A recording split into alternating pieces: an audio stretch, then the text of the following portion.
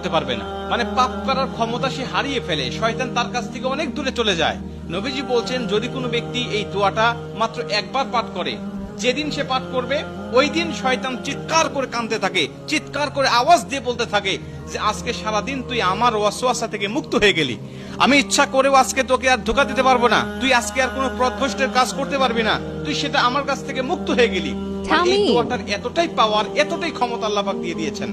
অতএব আমরা এই দোয়াটা মুখস্থ রাখবো, ছোট্ট একটি দোয়া মুখস্থ করে প্রতিদিন আমরা তেলাওয়াত করব।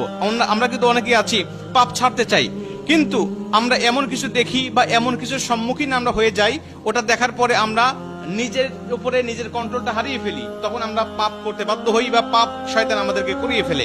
এজন্য যদি আমরা প্রতিদিন অন্তত ফজরের নামাজের পরে এই দোয়াটা যদি পাঠ করতে পারি, তাহলে আমরা কিন্তু শয়তান থেকে মুক্ত থাকবো ওই দিন সারাদিন। আর শয়তান থেকে মুক্ত থাকার কারণে আমরা ইচ্ছা করলে ওই দিন পাপ করতে পারবো না। নবীজি এই দোয়াটা